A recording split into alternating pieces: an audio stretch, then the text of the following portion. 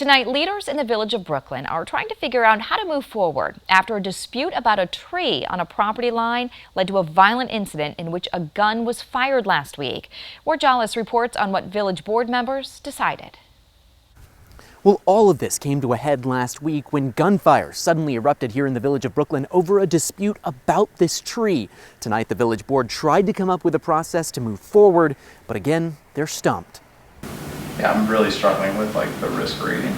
On Monday, board members in the village of Brooklyn discussed the fate of an embattled tree growing between two businesses. The tree that business owner Paul Douglas didn't want cut down and led him to fire a gun last Tuesday. He now faces several charges, but the village board is trying to decide whether or not to get involved in the dispute over if the tree should stand or if it poses a danger. Village residents and attendants were split. No, I don't know how they're going to resolve that. I don't. I think they need to figure that out for themselves, and the village they shouldn't have to get involved in it. The board took into account two reports from arborists before making their decision. One showed the tree poses a low to moderate threat. The other showed a high threat, although that report was commissioned by someone who put a bid on the tree, so they threw it out.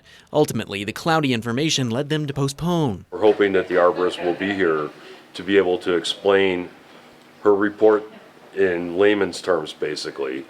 And at that point, the board can make a decision. And the board's postponement means that they will again revisit this issue 2 weeks from now on March 13th so that they can try to figure out a path forward.